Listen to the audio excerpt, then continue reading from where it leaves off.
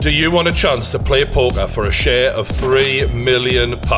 Well, you can if you compete in our free-to-play weekly poker tournament. If you finish in the top 50 places, GG are going to send you a ticket to play in the First Step Satellites for the WSOP London Circuit Tournament. If you want to get involved, click the link in the description below, download the GG Poker app on your phone or your computer, create your account, which is very quick and easy, go to tournaments, search True Geordie and hit register. Oh, and the prize pool for that tournament is $1,000 tournament dollars, not to mention another $100 if you can knock me out. And don't forget, if you want to play poker after playing in my tournament, GG Poker are matching your first deposit in your account up to $600. And I'll be live on YouTube during the tournament with the man, the myth, the legend, Charlie Carell. Now remember, you have to be 18, play responsibly, T's and C's apply, and you have to be in the UK or Ireland to take part. But for now, enjoy the video.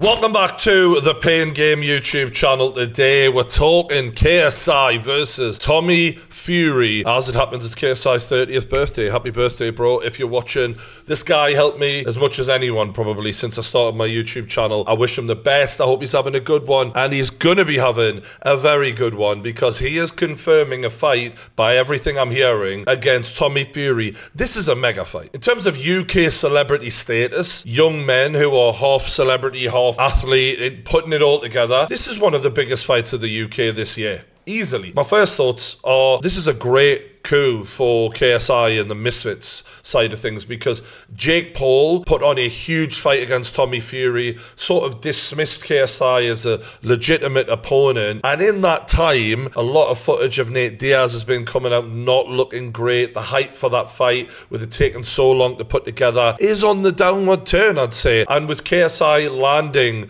the guy who beat Jake Paul and taking that fight, it helps his stock come up, and it shows balls big time, because for me, if I was to look at Jake Paul's trajectory on the run up to Tommy Fury, it felt like a very well thought out incremental improvement of opponent every time. And when Jake Paul got in there, all right, he didn't win, but he was prepared. He looked like he had the tools to compete against Tommy Fury, and he got the split decision defeat. But that showed how far he'd come from a guy who knew nothing and fighting a guy within a few years who'd been boxing since he was 6 years old. For KSI to take this fight, I feel like his opponents on the run up have not necessarily prepared him in the same way. I mean, Logan Paul was years ago, and Logan is a different fighter now than what he was even then. So you're looking at people like FaZe Temper, who is a decent, you know, competitor, but not anywhere near the level of an Anderson Silva like Jake Paul fought, for example. And Joe Fournier really was a wet fart when he didn't belong in there, and I predicted that.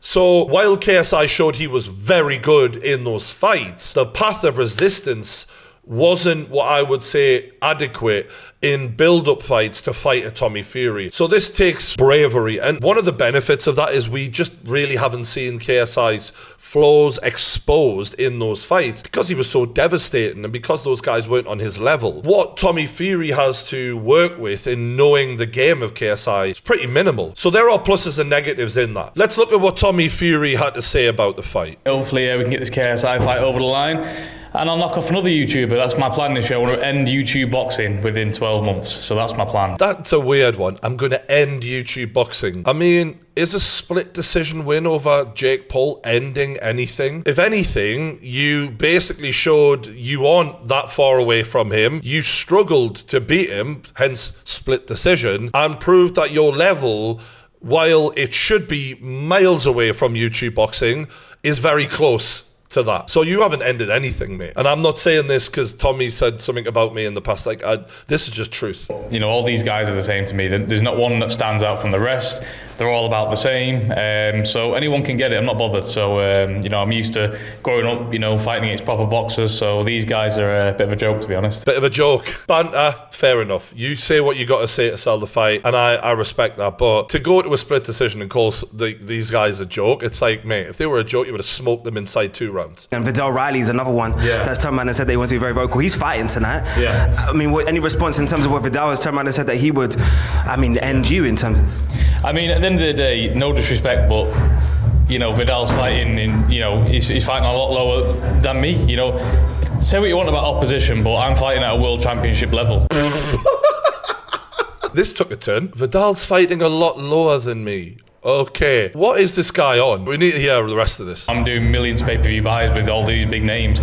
You know, I'm not going to be foolish and drop down and fight Vidal Riley in York Hall, am I? So, okay, I'm doing millions of pay-per-view fights with all these big names. Just to be clear, Tommy Fury was what they call a curtain jerker. He was one of the first guys out on Tyson Fury's undercard against, was it Chisora or White, one of the two. Tommy Fury never sold a fucking ticket before his fight against Jake Paul. Jake Paul plucked him from obscurity to basically say, you're Tyson Fury's brother, I can make an angle with this, you have some legitimate boxing ability, let me use this and gift you a shot at making big money. I don't even think he'd made 100 grand for a fight prior to fighting Jake Paul. He was an absolute nobody who was made famous by his brother being champ of the world and his missus being a reality TV star. He was on reality TV, but she's the star. She's got more followers than he does. So for him to even insinuate he is above Vidal Riley because he's now the big name. You fought Jake Paul. Jake Paul was the big name. He gifted you that. You were nothing before that. And Vidal Riley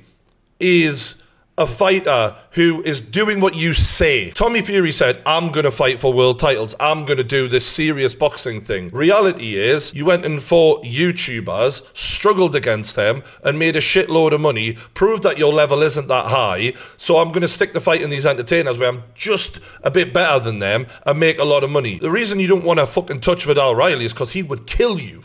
Like death. The levels. Vidal is above Tommy Fury. It's a gulf in class. It's not even on the same playing field. Vidal Riley, in my opinion, will be a world champion one day. That is the level of Vidal Riley. So Vidal Riley is at your call out of choice because he is climbing the ranks as you should, the same way Tyson Fury once did. Tommy ain't got no interest or business in getting in with killers like that, in trying to earn his way to a world title. He just wants the money because he knows he's never going to be that guy. And that's fine. Just say that. But don't worm your way around it and act like you're above Vidal Riley and you're on a world level because you've had one fight against a YouTuber that you struggle like fuck with but sold a lot of pay-per-views. You're not a world level anything, mate. You're a name that will draw money if you are put with an actual superstar like Jake Paul or KSI. You're not the superstar. Even your missus is more of a superstar than you. At the end of the day, all due respect to him, but he's not a big enough draw. Mate, this is from a guy who literally, let me show you a couple of fights back. This is what Tommy Fury fought in front of just 2 fights ago. And he's talking about Vidal Riley ain't a big draw. Even on your own brother's undercard, you weren't even high on that and your brother could have put you where he wanted. Vidal's the real deal, mate. You're not. That's the truth. In a boxing sense, is Tommy a decent boxer? Absolutely. He's never going to be world champion. I've said my hit list. Jake Paul's already been striked off.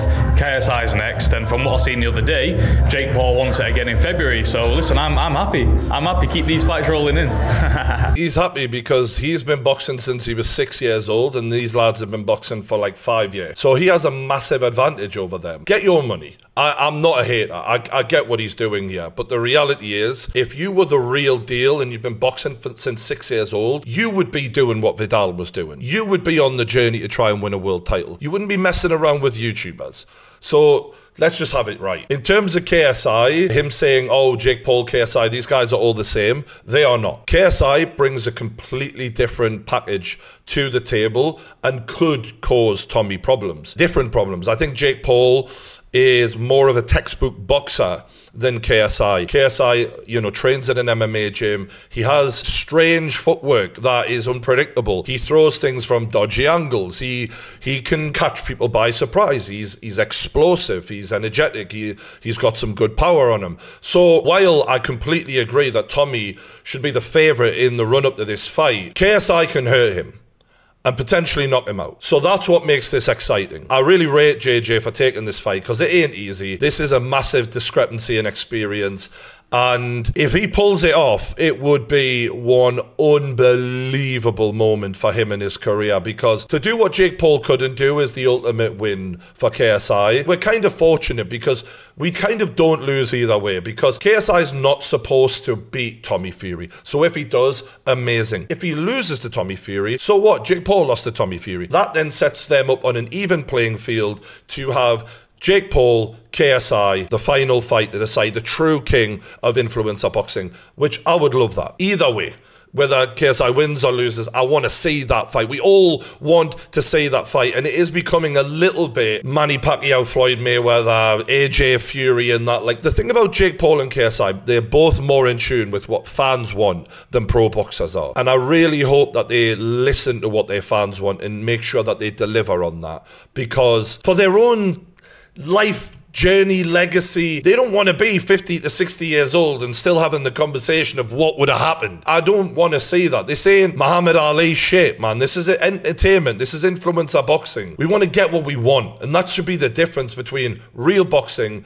and this thing of ours, as they say. Do you guys think KSI has a real chance against Tommy Fury? I think he does, but I think it'll be very hard for him. But I do think he has a legitimate chance, especially early on, where he's full of that power and he's unpredictable and his timing isn't there yet with Tommy. I think that's where he should be throwing a lot early on and just going after him. My worry for KSI in this fight would be if those early rounds don't go so good for him and Tommy, as they say, takes over in the fight, controls him with his jab the way he was able to with Jake Paul, and that is a piston. It's a fast jab. I'll take the piss out of Tommy Fury, but he's got a good jab and he's got solid footwork and he understands ring generalship and how to control a fight. If KSI starts meeting dead ends and running into that jab, I don't know if he has the overall boxing skill set that Jake Paul had to tuck up, to stay in there, because JJ is a bit more wild and he does leave himself a bit more open and he gets results. We've seen the early stoppages that has paid dividends for him. But in there with the Tommy Fury, you will need to really tighten that defense up and have answers for that jab. Otherwise, it's going to be a long night. So I think an early storm from him and learning those windows of when to go, when to cover, and how to deal with the jab will be essential for him to have success in this fight. Interestingly, Eddie Hearn has made a comment on Misfits recently. We've made an offer to Dillian. I don't think he's definitely not accepting that offer. He doesn't have to. It's sad, right? Because, you know, when you're struggling to make Anthony Joshua versus Dillian Whyte at this point in their careers, my brain is like, bro, how can that be a struggle? I mean, respect in that, but Dillian's finished. Why is that hard to make at this point? No one really even cares about that fight anyway. If it's hard to make, fuck it, move on. No one gives a rat's about that fight anyway. It's a pointless fight in my opinion. You've then got Fury, Jones and Ngannou. My God, I don't need to see that. No one cares about that. Like, that's not happening. It's just more wasted time with the words Tyson Fury in it. And God almighty, are we fed up with that guy? Everything I said in that interview with him, I'm gonna have to do a whole video about that shit. One Misfits have announced a fatal four-way. I love it. You know, I love the way the Misfits are just going circus, because we can establish it's not boxing. So we can stop that argument. Is it just not boxing? An interesting comment from Eddie Hearn there. I think he is low-key sort of happy because when Misfits are doing boxing matches in big numbers, sort of uncomfortable for Eddie a little bit because this is his domain, and if they're sort of challenging his numbers, I remember him early on saying, we got to get our shit together, the rest of boxing, because these guys are putting on events and they're selling big tickets and big numbers, so, you know, it's putting the pressure on. But now Misfits are going in this, what he calls circus direction. It almost alleviates the pressure from him because then he can go, look, that ain't boxing. That's circus is a bit of a dig, in my opinion. Not in a nasty way. I just think he's ridiculing it on a, oh, silly little, you know, the kids can have that and get on with it sort of thing. He wants as much distance from Matchroom and Misfits as possible because then it's very two different products. Whereas the more credibility Misfits gets, the more power they get in the industry. And what he can now do is belittle them in the nicest way possible by saying it's a circus,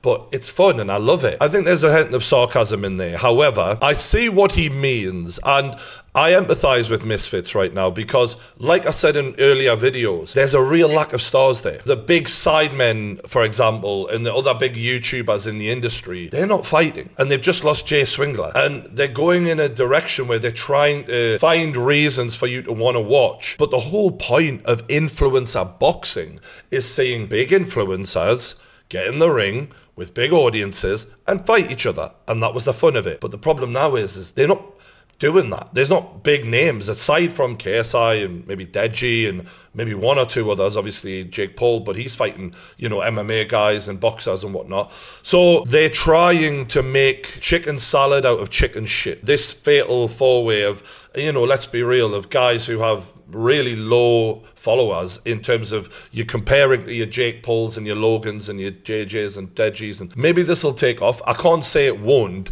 but I would much prefer the original direction of influencer boxing, which, you know, if you look at that Logan KSI card where you had Logan KSI, Deji, Jake Paul, Gibb versus Jay Swingland, like, there was big characters, good fights, everything was big followings, and now it's very lightweight and they're struggling to put things together. So I appreciate it's not easy for Misfits to do that, and they're doing their best, but Eddie will be relieved, I will say, at the direction that they're going in, and it's clear he is. That being said, KSI versus Tommy in the UK would, in my opinion, probably get more pay-per-view buys than AJ versus Dillian White. So no wonder Eddie's like, yeah, I hope they keep going in this direction, because yeah, they'll have their odd win, but it's not sustaining momentum. It's not growing as a company. It's not building stars. Look what happened with Sol Papi. Cut short, boom, takes a L, fights a pro, boom, it's over. You know, the hype is dwindled after that. So I see the way he's thinking and I understand it. And personally, I hope that they can get, you know, more fights with maybe MMA fighters fighting, you know, big name MMA fighters as well. And I know they've done that on this card, to be fair to them. There's one boxer versus an MMA guy sort of thing. But the more of that, the more validity, the more credibility, and the more they can build this into something more exciting for casuals. Because these random guys fighting in a four-way, I just don't think it adds a lot of value. Anyway, no disrespect to the guys getting in the ring. It requires a lot of balls, and they will be entertaining. I'm really looking forward to this Fury KSI fight. Don't forget to like the video, subscribe. Thanks for watching, and I'll see you on the next Pain Game video.